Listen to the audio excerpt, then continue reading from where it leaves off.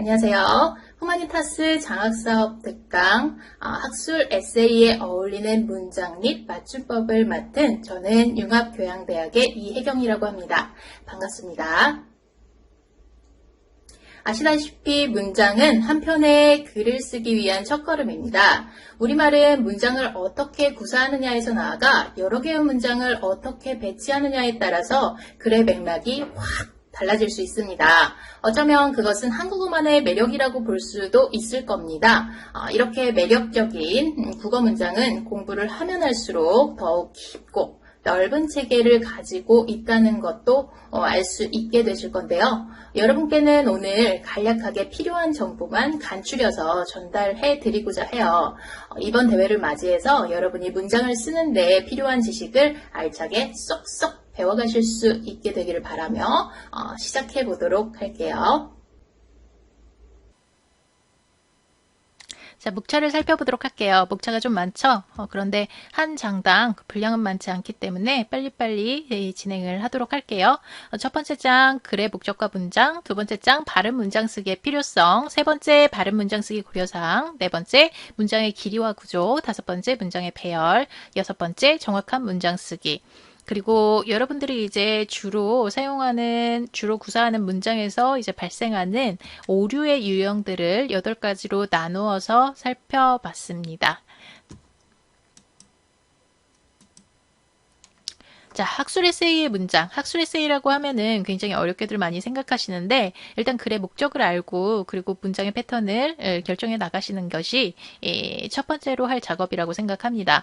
자, 우선 글의 목적은 이렇게 총 한 5가지 정도로 범주화할 수 있어요. 첫 번째 묘사하기, 두 번째 설명하기, 세 번째 지시하기, 네 번째 주장하기, 다섯 번째 서사하기 정도로 글의 목적을 전체 모든 글의 목적을 5가지 정도로 나눈다면은 우리 학술 에세이 같은 경우에는 주장하기의 글의 성격을 가지고 있다고 볼 수 있습니다.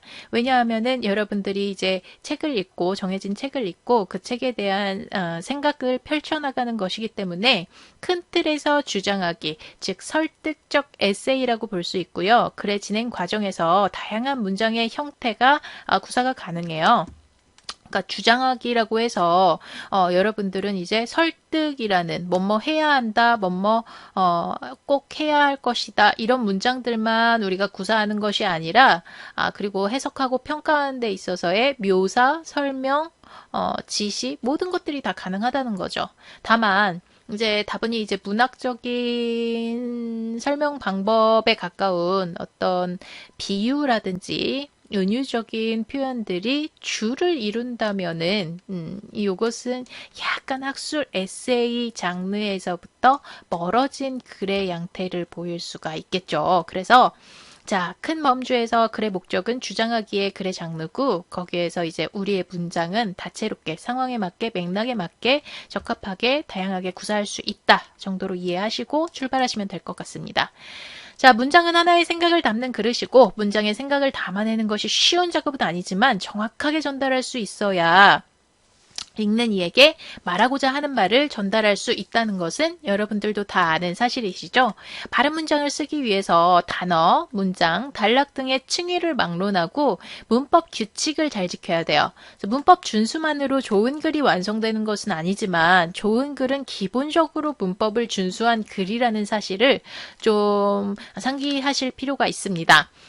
바른 문장은 하나의 완결된 사상이나 감정, 그리고 생각이 분명하게 드러나는 문장이고 의미의 명확성, 그리고 어법의 부합성, 자연스러움, 간결함과 평이함이 포함된 문장이라고 볼 수 있어요.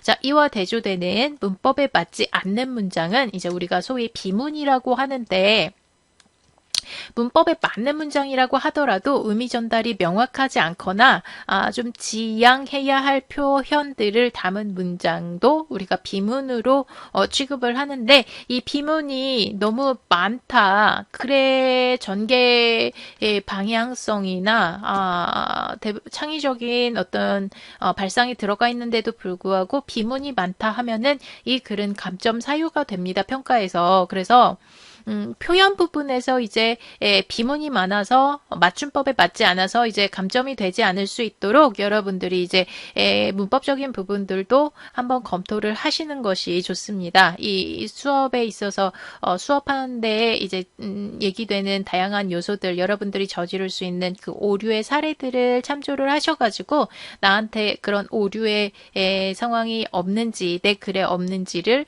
점검을 꼭 하시길 바랍니다. 자, 학술 에세이에서 문장이 간결하고 쉽다는 것은 글의 내용이 쉽다는 것이 아니라 내용을 전달하는 수단이자 생각 구조인 문장 구조가 되게 깔끔하게 정리되어 있다는 거죠. 그러니까 가독성이 상당히 중요해요. 이런 콘테스트 같은 경우에는 일단 심사위원에게 잘 읽혀야 돼요. 그러려면은 문장이 현학적이고 긴 것보다는 오히려 깔끔하고 단문으로 수식어가 없이 말하고자 하는 바, 즉 큰 그림을 봐야겠죠. 어떻게 문장을 배치시켜가지고 내가 이 문단에서 그리고 문단들이 모인 글 한 편에서 어떤 생각을 주지시킬 것인지, 그래서 큰 목적성을 가지고 그 말하고자 하는 바를 심사위원에게 잘 전달하게끔 하는 글이 이 수상 가능성이 높은 글이라고 볼 수 있겠죠. 물론 우리가 수상을 위해서 글을 쓴다라는 것이 참 슬픈 현실이지만 그래도 심사위원에게 잘 읽히는 글, 이왕이면은 심사위원에게 잘 읽히고 여러분들이 노력한 그 고충을 좀 잘 인정받을 수 있는 그런 글을 작성해야 되잖아요. 자, 바른 문장 쓰기에서 고려할 사항을 총괄해봤습니다. 여러분들이 이제 학술 에세이뿐만 아니라 앞으로 나아가서 모든 글을 쓸 때에 있어서 이 정도의 차원에서 우리가 문장에서 고려를 한다면 그 대체적으로 이제 오류의 상황들은 모두 개괄적으로 한번 점검을 했다라고 할 수 있는 사항들 집약해봤습니다. 첫 번째가 이제 장르적인 특성을 고려한 문장 쓰기. 사용한 어휘가 글의 장르에 아까 얘기했었죠. 묘사하기, 설명하기, 지시하기, 주장하기, 서사하기 한번 떠올리시면서 그 장르에 부합하는지를 한번 점검해 주셔야 되고요. 그리고 두 번째로 선택한 문법 요소가 글의 장르에 부합하는지. 그러니까 문법 요소가 그리고 단어가 그러니까 어휘와 문법 요소가 글의 장르에 부합하는지 장르적인 특성을 그러니까 때에 따라서는 우리가 신문 기사에서 사용하는 용어가 드라마에서 사용되진 않잖아요. 그러니까 중복되지 물론 교집합도 존재하지만 차집합에 존재하는 그런 서로가 상대적인 사용을 보이고 있는 그런 것들이 사용이 되진 않았는지라는 것. 사용이 됐다면은 다른 용어로 고쳐야겠죠. 자기가 구사하는 글의 장르에 맞는 단어들로 고쳐 나가야겠죠. 자, 그리고 문법 요소라는 것도 문장의 패턴이라든지 아니면은 뭐 어떤 글은 때로는 수식어를 많이 사용해 주는데 어떠한 장르의 글은 수식어가 배제되잖아요. 그래서 그런 요소들을 여러분들이 점검하셔야 된다는 겁니다. 자, 다음으로 텍스트 차원의 문장 쓰기. 텍스트의 응집성에 기여하는 문장이 있고 지시 표현, 접속 표현, 대용과 생략 표현 이런 것들을 이제 고려해야 되는 상황이라는 거죠. 그래서 우리가 지시할 때 이것, 그것, 저것 그리고 접속 표현 그리고 그러나, 그런데, 그러므로 또한 그리고 대용 표현이라는 것은 앞에서 나온 표현을 대신하는 그러니까 지시 표현이 될 수도 있어요. 대용은 지시 표현 그리고 대신할 수 있는 다른 표현 그리고 그것의 생략 어휘의 연쇄가 응집성에 잘 기여하고 있는지 즉 응집성이라는 것은 결국 하나로 우리가 잘 집약될 수 있는 성격이잖아요. 그러니까 분산되지 않고 글의 방향이 분산되지 않고 한 가지의 중심 생각을 향해서 집약이 잘 되고 있는가를 점검하는 거죠. 자, 두 번째로 문장의 길이와 구조. 명제 상태의 의미들을 어느 정도의 길이로 분절할 것인가. 그러니까 나는 A는 B이다 라는 의미들을 어느 정도의 길이로 나누어 놓을 것인가. 그리고 명제 상태의 의미들을 어떤 구조의 문장으로 표현할 것인가. 그래서 문장 길이는 대체적으로 짧아야 되죠. 요거는 많이 들어보셨죠? 우리 국어에는 혼문장이 있고 견문장이 있는데 주로 혼문장으로 구사를 하셔야 깔끔하고 그다음에 가독성이 좋은 문장 체계가 됩니다. 그리고 그 문장을 배열하는 데 있어서 어떻게 배열할 것인가? 우리 문장 같은 경우에는 문단 안에서 문장을 A, B, C가 있다면 C, A, B로 배열을 해도 충분히 하나의 문단이 자연스럽게 이루어지는 경우가 많아요. 단어도 마찬가지죠. 단어도 부사어라든지 관용어 같은 경우에는 앞뒤에서 어떻게 지금 맨 앞에 놓기도 하고 서술어 바로 앞에 놓기도 하고 그 위치가 상대적으로 자유로운 편이에요. 자, 그렇게 그 위치를 바꿔가면서 가장 적합한 위치에 자리 잡게 하는 것이 바른 문장 쓰기에 있어서 고려사항이라는 거죠. 자, 그 다음으로 통사적 차원의 문장 쓰기에서 우리가 고려해야 될 거. 본격적으로 여러분들이 가시적으로 확인할 수 있는 정보들이 지금 여기에요. 주어와 서술어가 호응하는가. 주술 호응이라고 하죠. 주어와 서술어가 호응하는가는 물론 주어와 서술어의 문제기도 하고 이제 조사라든지 그다음에 서술어 어미라든지 다양한 요소들의 디테일함이 이제 작용하는 차원이기도 합니다. 그래서 주어와 서술어가 이제 호응하는가를 따져주시는 것은 특히나 학술 에세이에서 가장 중요합니다. 이제 뒷부분에서 다음 장에서 진행하게 될 거예요. 자, 의미적으로 중의적이거나 모호한 표현은 없는가? 중의적이라는 것은 하나의 단어 또는 문장이 두 가지, 세 가지, 두 가지 이상으로 해석이 되는 경우를 말하죠. 이를테면 내가 좋아하는 김 선생님의 수업은 늘 재미있었다 라고 할 경우에 내가 좋아하는 게 김 선생님인지 수업인지 뭐 저는 김 선생님을 좋아하면 수업이 좋다고 생각하는 입장입니다만 김 선생님이 좋아도 수업이 싫을 수는 있죠. 그럴 때 마음이 아파지죠. 자, 문법 요소의 부적절한 사용은 없는가? 그리고 문장의 어수는 효과적인가? 자, 이런 것들이 통사적 차원에서 이제 문장 쓰기에서 고려해야 될 사항들이었습니다. 자, 다음으로 문자 표기 차원의 문장 쓰기. 한글 맞춤법 규정에 맞게 표기하고 있는가? 그리고 문장 부호 올바르게 사용하고 있는가? 그리고 표준어를 사용하고 있는가? 외래어 표기법에 맞게 표기하고 있는가? 자, 우리말에서 이제 오렌지를 오렌지라고 해야 될지 어린지라고 해야 될지 한창 논란이 분분했던 적이 있죠. 근데 외래어를 표기하는 데 있어서 로마자를 우리말로 표기하는 데 있어서의 규칙이 엄연하게 존재합니다. 그래서 R은 어떻게 표기하고 N은 어떻게 표기하고 이런 것들이 존재하는데 그 규칙을 무시하고 우리 귀에 들리는 그 소리만을 생각해서 표기한다면 당연히 오류가 발생하게 되는 거죠. 자, 문장 길이와 구조 한번 살펴볼게요. 자, 가장 시급한 문제는 청소년 미혼모들이 필요한 정보를 얻지 못하고 있다는 것인데 적절한 정보 없이 청소년 미혼모들이 아이를 양육하는 것은 매우 어렵기 때문에 지역 곳곳에 청소년 미혼모들을 위한 상담센터를 세우고 전화 상담과 인터넷 상담도 운영하여 청소년 미혼모들에게 필요한 정보를 제공해 주어야 한다라는 학생들이 있어요. 자, 요걸 갖다가 이제 여기에 포함된 명제를 한번 해체시켜 봅니다. 되게 많아요. 청소년 미혼모들이 있다. 청소년 미혼모들에게 필요한 정보가 있다. 청소년 미혼모들이 필요한 정보를 얻지 못하고 있다. 가장 시급한 문제는 청소년 미혼모들이 필요한 정보를 얻지 못하고 있다는 것이다. 청소년 미혼모들이 아이를 양육한다. 청소년 미혼모들이 아이를 양육하는 것은 매우 어렵다.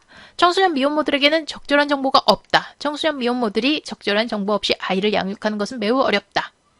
자, 이것을 해체하니까 이런 포함 명제가 다수 나오는데 굳이 해체를 해봐야 되나라고 하는데 이렇게까지 해체해야 되냐라고 하는데 문장이 자꾸 길어질 때에는 이런 해체 작업을 통해서 좀 문장을 끊어주려는 노력을 그러니까 문장이 길어지는 실수는 여러분들이 굉장히 많이 저지르는데 그 문장을 좀 짧게 끊어줘라라고 할 때 도대체 어디서 끊어야 하는지 어려움을 느끼는 경우가 많이 있어요. 그럴 때에는 의도적으로 이렇게 단문으로 해체시키는 작업들을 좀 해당 문장에 있어서만큼이라도 해보면 끊어내기가 쉽다는 거죠.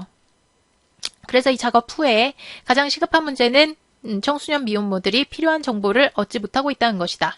적절한 정보 없이 청소년 미혼모들이 아이를 양육하는 것은 매우 어렵기 때문에 지역 곳곳에 청소년 미혼모들을 위한 상담센터를 세우고 전화 상담과 인터넷 상담도 운영하여 청소년 미혼모들에게 필요한 정보를 제공해 주어야 한다. 자, 요렇게 정리를 해볼 수 있다는 거죠. 자, 그래서 앞문장에서 한번 끊어준 거죠. 여기에서 한 번만 끊어주더라도 조금 정돈된 가독성을 높일 수 있는 방법이 된다.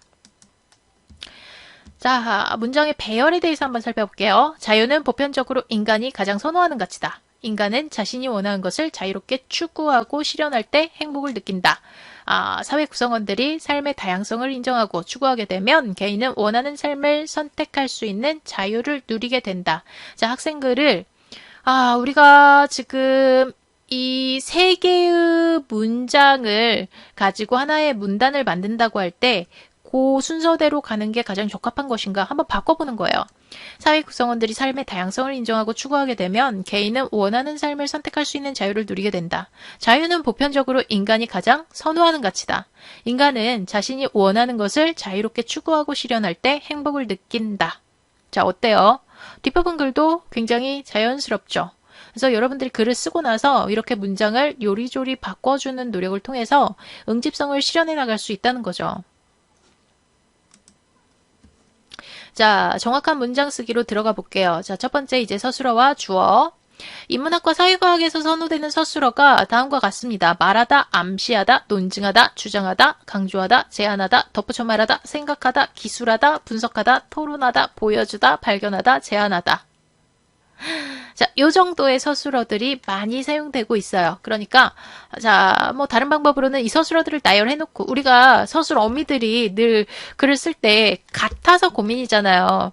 어미들을 좀 다채롭게 해야 글이 지루하지 않고, 유창해 보인다는 것은 여러분들도 다 알고 있는데, 쥐어짜도 쓸 말이 없어서, 쓸 서술어가 없어서 문제였다면은, 서술어들을 좀 나열해놓고, 골라서 사용해가면서 좀 다채로움을 꾀보는 것도 방법이 될 수 있겠어요. 강조한다 대신에 다음과 같은 서술어로 뭐뭐의 의미를 부여할 수 있다. 뭐뭐가 주목된다. 뭐뭇을 강조해도 모자람이 없다. 무엇이 요구된다. 자, 요렇게 바꿨을 때 그러니까 단정적으로 얘기하는 강조한다 대신에 이런 표현들로 바꾸었을 때 얻을 수 있는 효과는 뭐가 있느냐? 겸손한 느낌을 줄 수 있다는 거죠. 뭐 그래서 그렇게 겸손한 느낌을 줘야 됩니까? 반대로 이야기했을 때 단정적으로 글이 진행될 경우에 글이라는 것이 결국엔 사람과 사람의 소통이잖아요. 그 소통에 있어서 긍정적인 느낌을 주는 것이 당연히 중요합니다.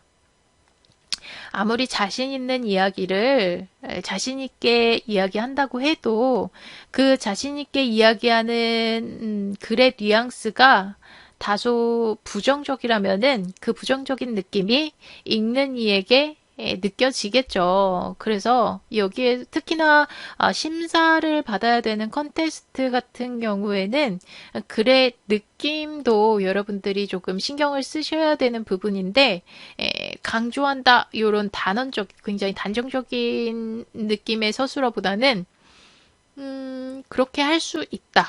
주목해 볼 수 있다. 이런 표현들을 통해서 다 알고 있지만 겸손한 사람의 느낌을 주어서 손해볼 건 없다는 거죠. 나를 행위자 혹은 서술자로 삼는 1인칭 서술 피하기. 이거 굉장히 중요한 요소입니다.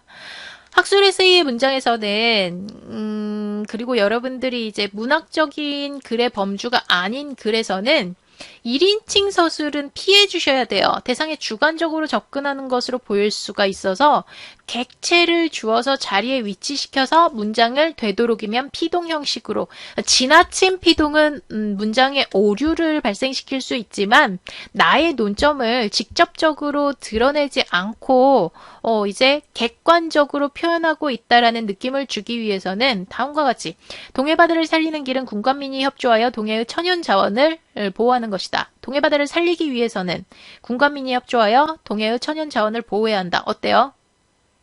뭐뭐 해야 한다와 하는 것이다의 차이.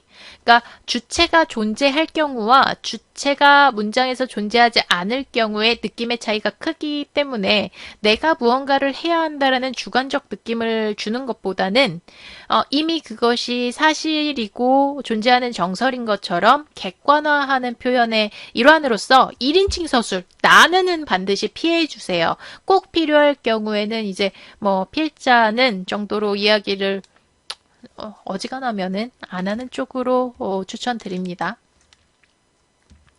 문장 주어를 무엇으로 설정하는가 하는 문제는 진술된 내용의 책임을 누구에게 부여할 것인가라는 관점 문제와도 연관이 되는데요. 우리말은 이제 화제 중심 언어라고 할 수 있어요. 그리고 화제라는 것은 문장이 서술하고 있는 중심 어휘인데 영어하고는 달리 우리말은 이제 주어, 목적어, 부사어를 문장의 맨 앞에 놓을 수 있잖아요. 그래서 화제로 설정이 가능해요. 자, 예를 들어보면 북한이 2009년 5월 25일에 지난 2006년 10월 1차 핵실험이 이루어졌던 함경북도에서 2차 핵실험을 단행함으로써 6자 회담을 통한 한반도 비핵화는 중대한 위기에 직면하게 되었다. 이에 중국은 북한의 2차 핵실험과 미사일 시험 발사를 강력하게 규탄하는 성명을 발표하였다. 북한의 후견인이라고 말할 수 있는 중국이 북한 핵실험으로 딜레마에 직면하게 되었다. 이러한 상황에서 중국과 북한의 관계는 중요한 관심 대상으로 되었고, 또한 바로 비문이 보이네요. 또한 중국의 대북한의 인식을 살펴봐야 할 필요성이 있다고 본다. 자, 수정해 봅시다. 북한은 2006년 10월 1차 핵실험에 이어 2009년 5월 25일 2차 핵실험을 단행했다. 자, 주어가 지금 북한은으로 바뀌었어요. 그리고 북한의 2차 핵실험은 6자 회담을 통한, 자, 주어가 어떻게 됐어요? 북한의 2차 핵실험은 정돈이 되어가는 느낌이죠. 자, 이에 중국과 북한의 관계는 중국의 대북한 인식을, 자, 이런 식으로 화제를 바꿔주는 거죠. 그러니까 주어를 설정하는 것은 이렇게 화제를 이끌어가는 작업이라고 여러분들이 생각하셔도 돼요. 문단 안에 주어가 여러 개가 있는데 그 여러 개의 주어가 문단에서 이야기하고자 하는 중심 생각으로 모여져야 된다는 거죠. 그러니까 하나의 중심 생각, 한 문단의 중심 생각을 이야기하기 위해서 몇 개의 주어가 모여서 어떤 생각을 이룬다. 이렇게 생각하시면 좋을 것 같아요. 자, 정확한 문장 쓰기를 위해서 학술 에세이에서 시제도 굉장히 중요합니다. 당연히 현재형과 과거형을 주로 사용하고 미래형이 사용되는 것은 좀 지양하셔야 되겠죠? 자, 과거형은 특정한 연구 결과를 인용할 경우나 방법과 결과를 기술할 때 주로 사용되는데 특정한 다른 연구 결과를 인용할 때 예를 들어서 이철이는 무엇을 발견하였다. 일반적으로 사용될 수 있죠. 그리고 방법과 결과를 기술할 때 자, 땡땡땡 방법으로 표집하였다. 평균의 차는 6.8이었다. 현재형은 어떤 때 사용되냐? 어떤 이론의 일반적인 진술을 사용할 경우에, 그러니까 본고에서는 자아 개념을 뭐뭐라고 정의한다. 피아제에 의하면 인간 발달은 모든 면에 있어서 단일한 방향으로 이루어진다. 그리고 땡땡땡은 땡땡땡이라고 해석할 수 있다. 이런 식의 지금 현재형과 과거형이 주로 쓰이고 있다는 것을 알 수 있었죠. 다음으로 이제 조사와 어미에 대해서 살펴볼 텐데요.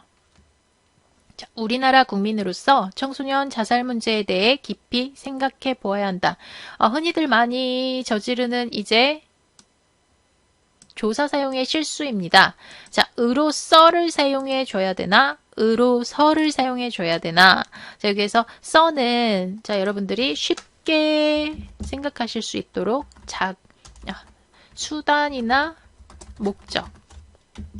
그리고 으로서는 자격이라고 생각하시면 돼요. 그러니까 번역을 한번 해주세요.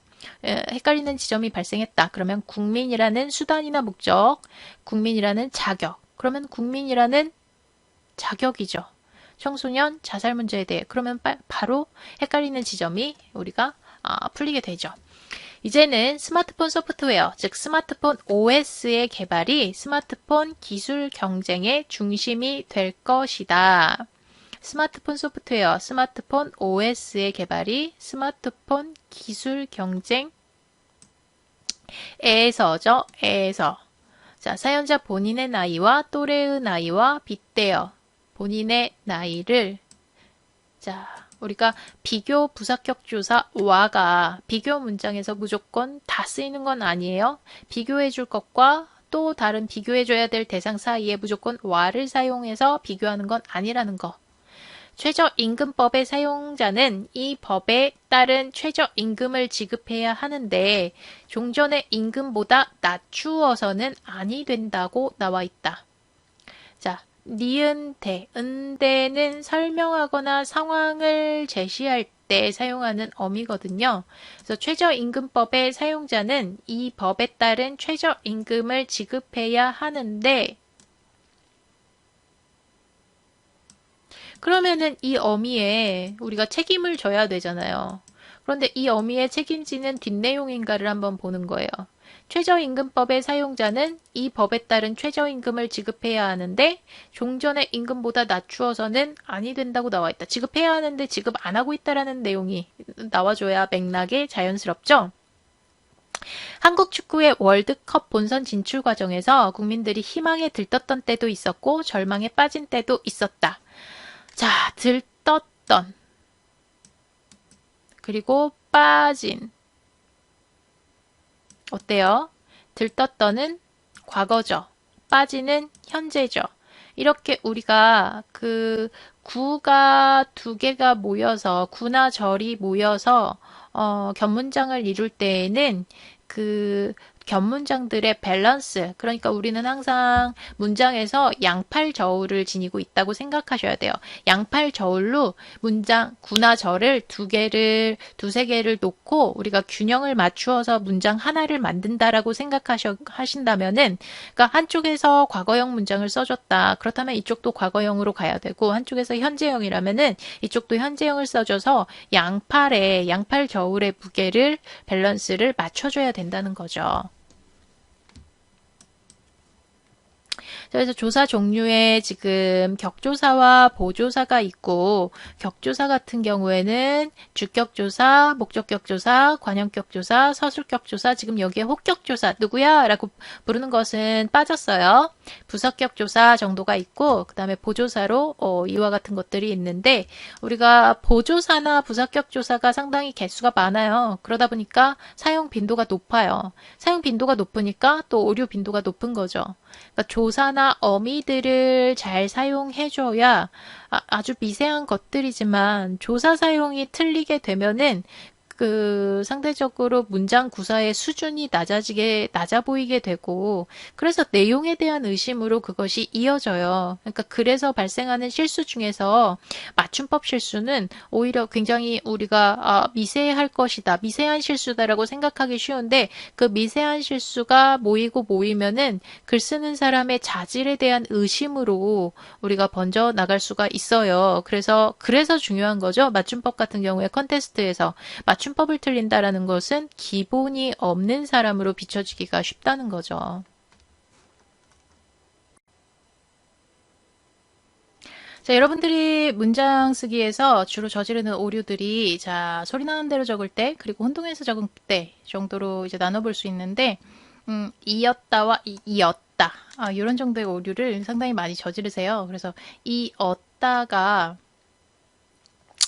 맞는데 이 엿이 될 수 없는 이유에 대해서, 자, 이 엇의 줄임말이 이엿입니다.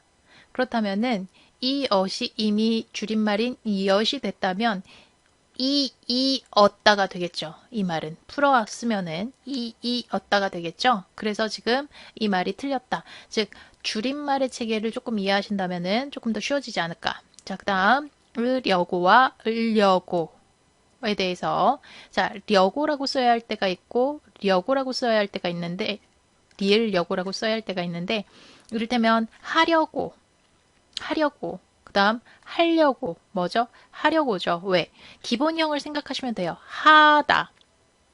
하다를 가지고 지금 연결형 어미로 활용할 때 하려고라고 우리가 적잖아요. 왜? 하다를 가져왔는데 하다의 하를 하라는 어간을 그대로 가져와서 어미 려고를 붙여주기 때문에 이 작업에서 리을이 들어가야 할 하등의 이유가 없다는 거죠. 자, 때려야, 뗄래야. 자, 때려야가 맞죠. 마찬가지의 접근으로 우리가 이해하면 됩니다.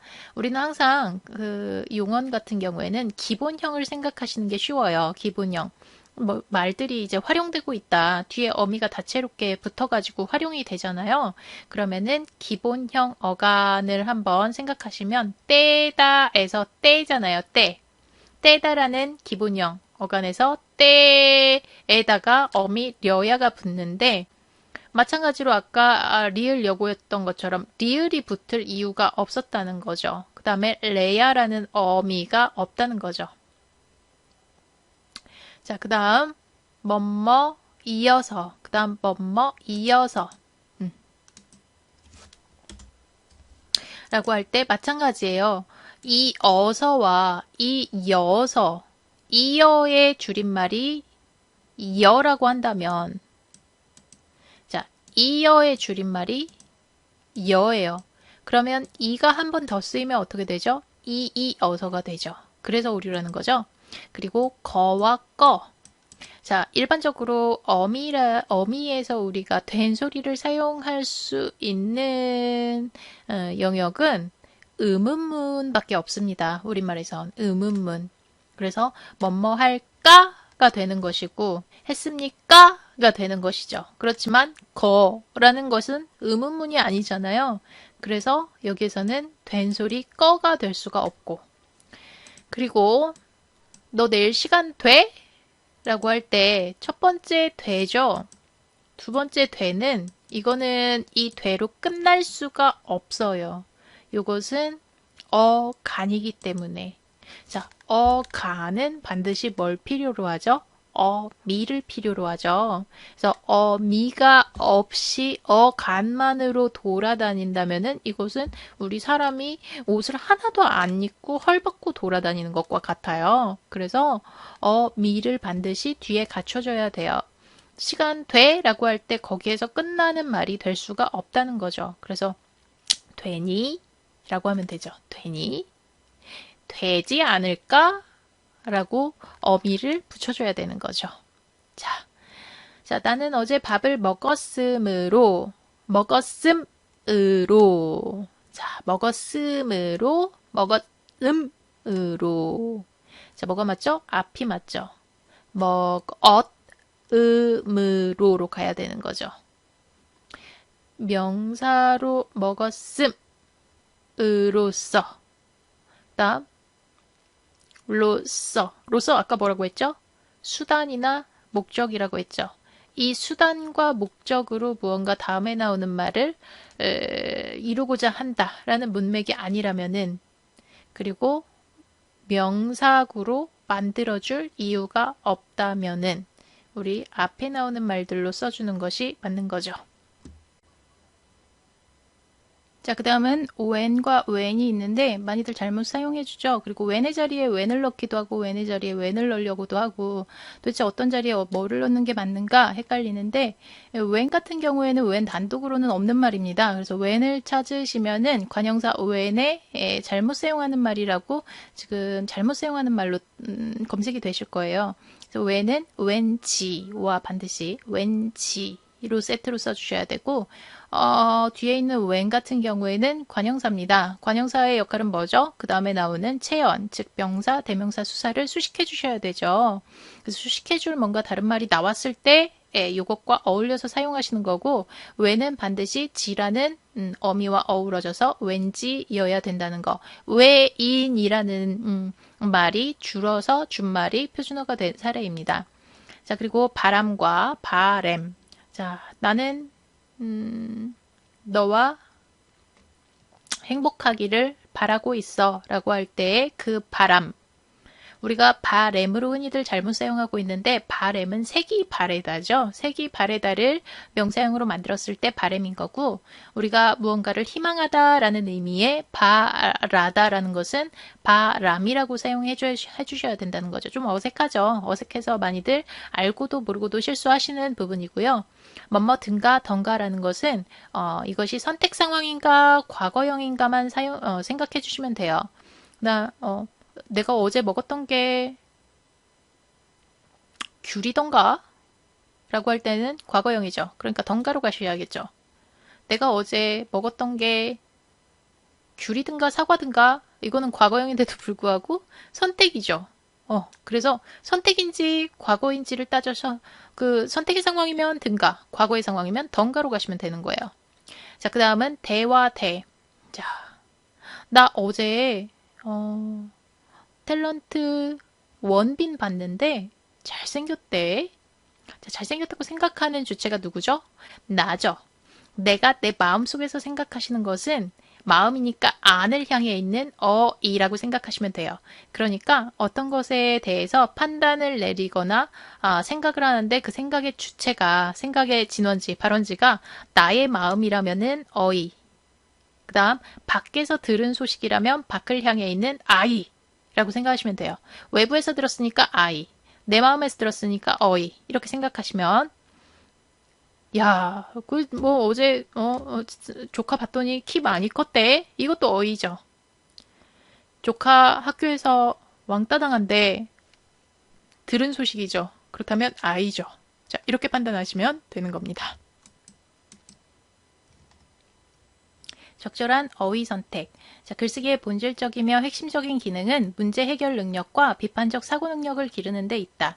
여기서 본질적 그리고 핵심적이라는 단어는 그 의미가 유사한 단어들이기 때문에 단어 사용의 효율성이 떨어져요. 그래서 본질적이나 핵심적 둘 중에 하나만 사용해 주는 것이 좋다고 하겠습니다.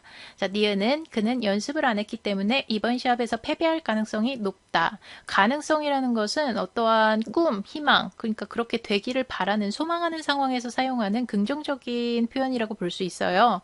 그래서 패배라는 부정적인 단어와 같이 사용하기에는 어울리지 않기 때문에 확률이라는 단어로 교체해 주는 것이 좋겠습니다. 디귿은 그가 이번에 발견한 자료는 독도가 우리 땅이라는 사실을 반증해 줄 만하다. 반증이라는 것은 그것의 어떤 반대의 증명이라고 이해하시면 쉽겠고요. 방증이라는 것은 말 그대로 그냥 증명해 주는 것이거든요. 그래서 반증이라는 것은 그 어떤 관점의 반대편의 증명이 아니라 지금 이러한 상황은 독도가 우리 땅이라는 사실을 증명해 준 것이잖아요. 그래서 방증해 주는, 하나의 예로서 증명해 주는 이 방증이라는 표현으로 바꿔주시는 것이 적합하겠고요. 교통사고 당시를 재연하기에 앞서 뺑소니 범인을 수배하는 일부터 해야 하지 않을까? 재연이라는 것은 말 그대로 이제 한번 다시 이 무언가를 시연하다라는 표현이라면 재현이라는 것은 나타나다 혹은 과거에 겪었던 일을 떠올리다 라는 의미를 가지고 있어요.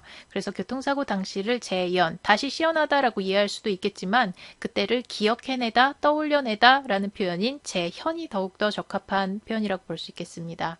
그리고 미음에서 우리나라는 유럽 국가들과 달리 다르게죠. 틀리게가 아니죠. 자전거 도로가 활성화되어 있지 않다. 자, 이 문장에서 틀리게를 다르게. 틀리다 다르다는 그래도 문장에서는 여러분들이 많이 잘못 사용하시진 않는 것 같은데 구어 상황에서 말하면서 많이들 잘못 사용하시는 것 같아요. 그래서 구어 상황에서 조금 주의하셔야 될 표현이라고 하겠습니다.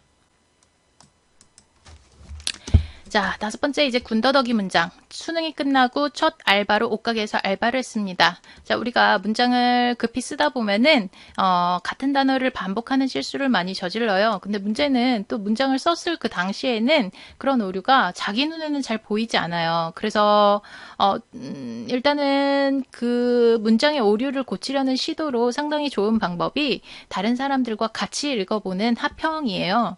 그러니까 같이 참여하는 친구들과 모여가지고 글을 서로 합평하는 연습, 합평을 통해서 글 실력을 높이는 연습이 상당히 중요한 활동이라고 볼 수 있겠습니다. 그래서 자기 눈엔 보이지 않던 실수들이, 아주 미세한 실수들이 분명히 다른 사람 눈에는 객관화된 기준으로 잡히게 되거든요. 자, 니은 매주 금요일마다. 자, 매주라는 데에 이미 뭐뭐마다가 들어가 있죠. 그래서 금요일마다라고 하든지 매주라고 해주시면 충분히 됩니다. 저는 누구보다 일을 잘 기획하여 추진할 수 있으며 목표를 향해 나아갈 수 있습니다. 추진이라는 말 속에 목표를 향해 나아갈 수 있습니다가 들어가 있다는 거죠. 그 다음 해안선을 따라서 줄지어선 커피 프랜차이즈 매장은 빈틈이 있을 곳 없이 다닥다닥 들어서 있었다. 빈틈이 있을 곳 없이라는 말 속에 이미 다닥다닥이 들어가 있는 거죠. 그래서 어떤 앞부분을 지우거나 뒷부분을 지워서 수정을 해주셔야겠죠. 자, 이러한 여러 가지 제도와 인터넷 실명제를 함께 시행한다면 도랑치고 가재잡고와 같이 개인의 신상을 보호받을 수 있을 뿐만 아니라 건전한 인터넷 문화도 정착시킬 수 있을 거라 생각합니다. 도랑치고 가재잡고와 같이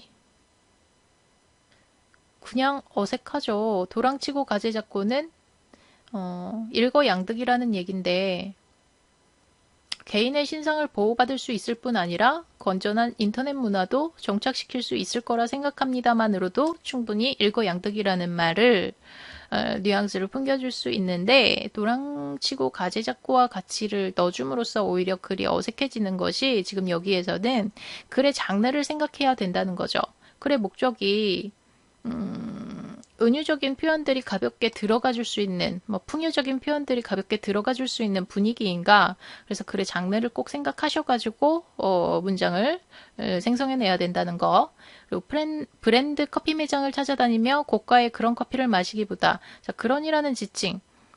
골목에 작은 커피 가게에 들러 그곳, 바리스타가 직접 만든, 이런 지시 표현이 그런과 그곳이라는 지시 표현이 과연 필요한 것인가를 생각해 보시는 거죠. 지시 표현도 우리가 그냥 평소에 구어적인 습관 때문에 많이 문장에 그냥 섞여 들어가게 되거든요. 그래서 그런 구어적인 습관들이 반영이 되지는 않고 있는지 꼭 퇴고하는 작업이 필요한 겁니다. 그리고 번역투 문장 진짜 많이 저지르고 있는데 번역투의 문장이 발생하는 이유는 여러분들이 영어를 많이 배웠기 때문이죠. 영어를 많이 공부했기 때문에 영어 번역투의 문장들 그리고 시중에 존재하는 많은 저서들이 지금 번역이 되어서 유통이 되는 저서들이 많이 있고 과거에 조금 오래된 책들은 그런 번역투의 문장에서 우리 국어 문맥과는 조금 국어 문법 조건에서 위배된 문장들이 많이 발견이 돼요. 근데 그것들이 어떤 검증이라든지 수정 없이 계속 유통이 되어 온 문제 때문에 우리들에게 상당히 번역투의 문장이 잘못 유통이 되어 온 그리고 그것이 습관으로 굳어진 경우들이 많이 있는 거죠. 저의 장점은 새로운 사람들과의 만남을 가지는 것을, 자, 만남은 가지는 게 아니죠. 이거 해부투 구문의 습관 때문에 이런 문제가 발생했었죠. 그래서 새로운 사람들과 만나는 것을, 새로운 사람들과의 만남을 이렇게 가시면 되는 거죠. 사이버 폭력을 예방하기 위해 내세운 실명제 도입도 개인정보 유출이라는 안타까운 결과를 초래했고 개인의 표현 자유를 침해하므로 인터넷 실명제에 대해 반대하는 바이다. 인터넷 실명제를 이라고 하시면 되죠. 뭐뭇에 대해라는 것은 about 영어에 있어서 저도 지금 자꾸 번역투의 말투를 구사하고 있어요. 그러니까 이렇게 구어로 잘못 굳어진 표현들이 문어로 옮겨가거든요. 그래서 글 쓸 때에는 그런 부분들을 좀 주의를 해주셔야 됩니다. 과거에, 무조건에, 자, 이런 관형격 조사들이, 자, 관형격 혹은 명사형, 이런 지나친 명사화, 지나친 관형화 구성 뒤에도 나올 텐데, 문제이기 때문에 겹겹이 2중으로 3중으로 명사화, 관형화 된다면 이것들을 우리가 풀어 쓰거나 조사를 바꿔줘서 반드시 고쳐줘야 되거든요. 그래서 이 조사가 같은 조사들이 이렇게 중복으로 쓰이고 있지는 않은지 이것들도 고쳐주셔야 됩니다.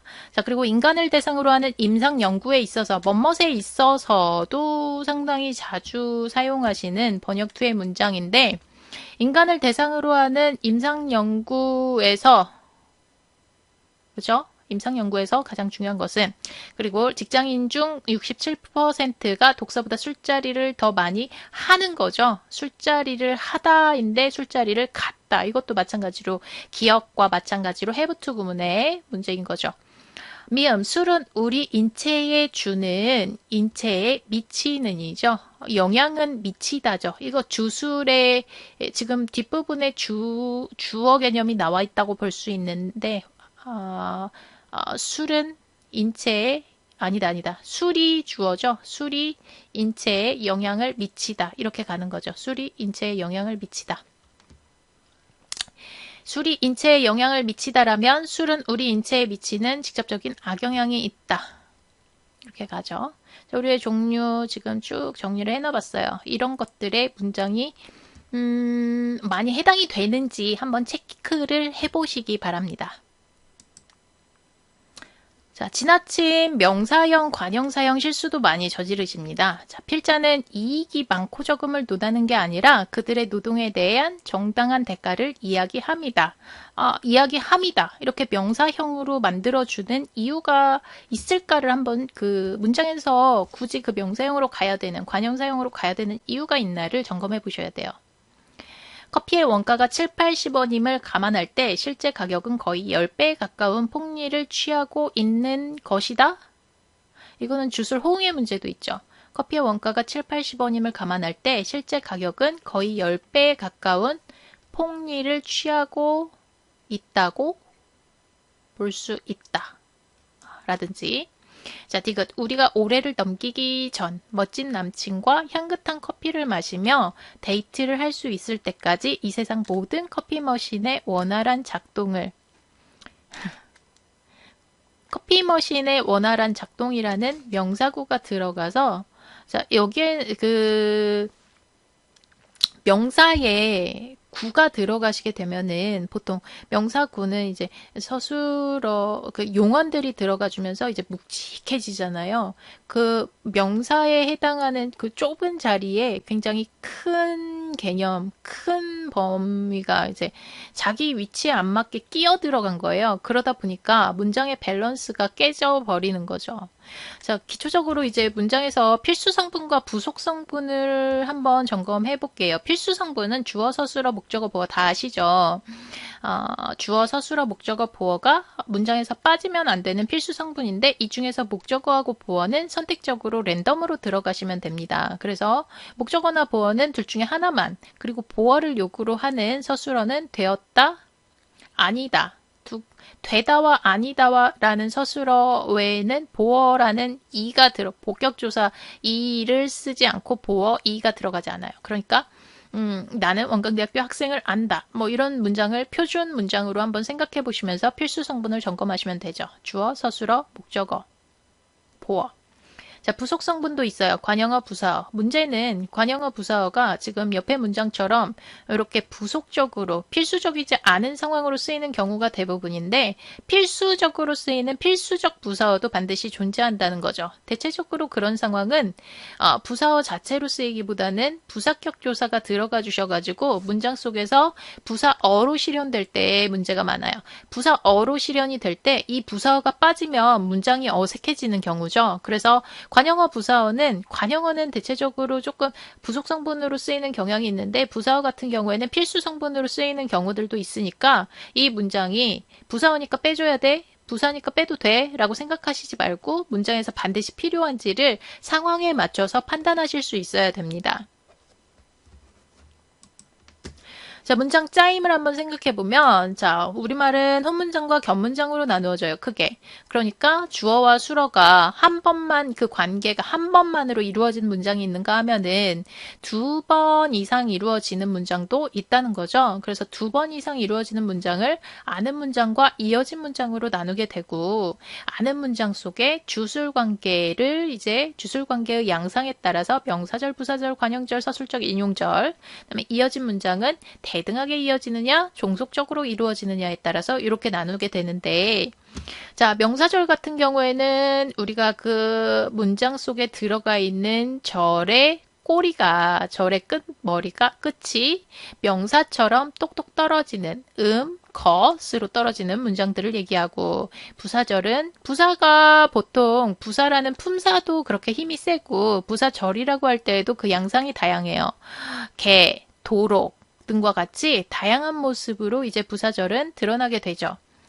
부사절도 여기에 예문이 없으니까 한번 자, 실제로 예문을 이렇게 찾으면 자, 진달래가 빛깔이 곱게 피었다 와 같은 문장에서 빛깔이 곱게, 이게 부사절이라고 볼 수 있죠. 진달래가 빛깔이 곱게 피었다 해서 빛깔이 곱게, 진달래가 주어, 피었다가 서술어, 그리고 그 안에 빛깔이 곱게라는 부사절이 안겨 있는 거죠. 관형절은 꼬리가 니은 받침이 보통 붙어서 다음에 나오는 체언을 수식해주는 양상을 띠고 있죠. 자, 찾은 김에 관형절도 한번 찾아볼게요. 자, 철수가 온다는 소식을 들었다. 자, 이 문장은 지금 철수가 온다와 그 소식을 들었다로 나누어 볼 수 있겠죠. 철수가 온다가 주어 수러고, 그리고 이 주술이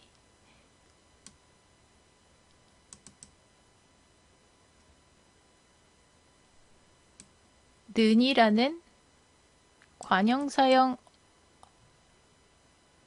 어미, 그리고 그 관형사형 어미가 소식을 꾸며주는 형태로 만들어주고 있는 거죠. 네가 좋아할 일이 생겼다 해서, 자, 역시나 네가 좋아하다와 그 일이 생겼다로 나눈다면 네가 좋아할의 꼬리인 할, 이 리을이라는 어미가 일을 수식해주는 형태로 실현이 되죠. 그래서 네가 좋아할은 관형절이라고 보는 것이죠. 그래서 우리가 일반적으로 견문장의 경우에는 주어, 수러가 어디에서 어디로 실현이 되는지 일단 나눠보시고, 그래서 그 작은 주어, 수러, 작은 주술의 꼬리의 어미 형태가 어떻게 생겼는지를 봐서 그것이 무슨 절인지를 확인해 주시면 되는 거예요. 이어진 문장은 나는 밥을 먹고 집에 갔다 와 같이 대등하게 이어진 것과 꽃이 피면 봄이 온다와 같이 종속적으로 이루어진 문장, 이걸 쉽게 해석하시려면 봄이 오면 꽃이 핀다, 꽃이 피면 봄이 온다, 봄이 오면 꽃이 핀다와 같이 거꾸로 뒤집었을 때 안 되면, 의미가 달라지면은 종속이고 달라지지 않으면 대등이라고 볼 수 있습니다. 즉, 네가 착한 아이가 된다면 나는 너에게 선물을 줄게. 나는 너에게 선물을 준다면 네가 착한 아이가 될게. 어색해지죠? 이럴 경우에 이제 종속적이라고 볼 수 있는데, 대등과 종속을 나누는 기준 이렇게 확인하시면 되고, 자, 피동사동의 오류. 피동은 어떤 행위를 당하는 것이고, 사동은 어떤 행위를 시키는 개념이죠.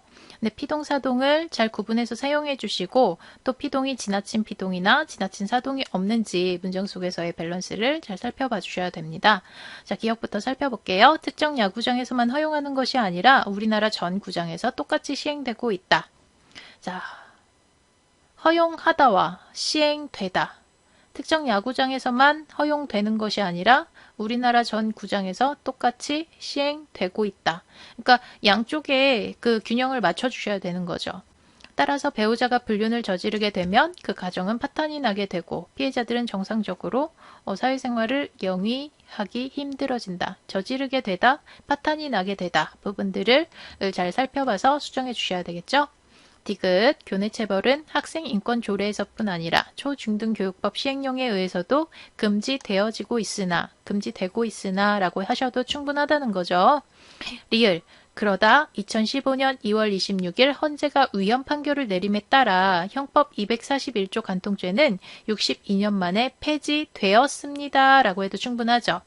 미음, 그 노력을 위한 방안이 바로 입마개와 목줄의 착용을 의무화시키는 것이다. 노력을 위한 방안이 바로 입마개와 목줄의 착용을 의무화시켜야 될까요? 의무화하면 되겠죠. 우리가 흔히 저지르는 실수 중에 소개팅 시켜줄게 라고 하는, 소개팅 시켜줄게 라는 것은 뭐 이유 없는 사동인 거죠. 소개팅을 해주는 것이죠. 소개팅 해줄게 라고 하면 충분히, 소개팅을 시킨다라고 하면 어떻게 돼요? 소개팅이라는 행위를 상대에게 시키는 것이죠. 소개팅의 자리에 네가 나가라 라는 게 아니라 소개팅이라는 행위를 너도 다른 친구에게 시켜라, 해라 라는 것이 되기 때문에 잘못된 문장이 되는 거죠. 자, 비읍, 사용제도의 시행으로 가해자를 처벌함으로써 사회의 평화를 유지시키고 땡땡땡땡 통로가 된다. 여기도 마찬가지로 유지하고라고 해줘도 충분한 거죠. 이런 식으로 이제 사동을 잘못 사용하는 사동문들이 자, 전미사 되다, 시키다, 보조동사 어지다 이런 사용들을 좀 다시 한 번씩 점검해 주시면은 오류를 피하실 수 있을 겁니다. 이 밖에도 우리가 아직 시간 문제로 살펴보지 못한 띄어쓰기, 문장보호, 표준어 규정, 외래어 표기법, 국어의 로마자 표기법들을 살펴보실 수 있는데 어디 가서 보시냐면은 국립국어원에 가서 살펴보시면 됩니다.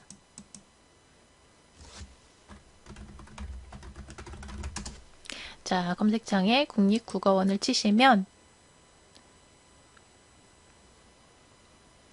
자, 이렇게 국립국어원 웹페이지가 나오게 돼요. 지금 여러분들에게는 제가 이 스샷 창이 범위가 좁아서 조금 왼쪽에 있는 배너들이 안 나오는데 이 중에서 이제 어문 규범으로 가시게 되면은 한글 맞춤법, 표준어 규정, 외래어 표기법, 국어의 로마자 표기법들이 다 나와 있어요. 그래서 맞춤법으로 가게 되면은 총칙부터 한글 맞춤법은 표준어를 소리대로 적되 어법에 맞도록 함을 원칙으로 한다라고 했어요. 자, 그러니까 우리 문자는 표음문자죠. 그래서 소리대로 적어주는 것을 원칙으로 하되 그 소리대로 적다가 사람들이 어법에 혼동을 가져올 정도의 지경이라면 그것은 단어의 뜻을 살려서 적도록 한다라고 했어요. 그래서 꼬치 같은 경우에는 꼬치라고 소리가 나지만 소리 나는 대로 안 적고 원형을 그대로 살려준다. 왜? 의미의 혼동은 피해야 되니까. 그죠? 자, 이런 것들이 이제 국어의 취지라는 것을 알 수 있고요. 그리고 문장보호들 어떻게 사용하는지 여러분들이 특히나 지금 혼납표, 겸납표. 혼납표 같은 경우에는 작품에 붙이는 거고요. 겸납표나 겹화살표는 이제 전권화된, 그러니까 책 한 권에 붙이는 거예요. 혼납표는 작품 하나, 그 작품이 이루어서 책 한 권이 되잖아요. 그래서 책 한 권에는 책이나 전집 같은 거에는 이렇게 겸납표로 범주가 좀 큰 거죠.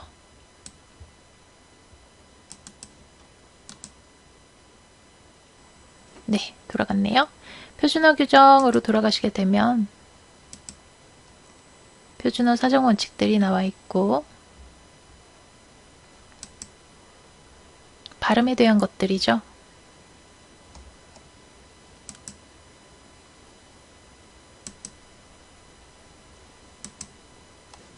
외래어 표기법, 국어의 로마자 표기법까지 차근차근 클릭해 보시면서 살펴보실 수 있습니다.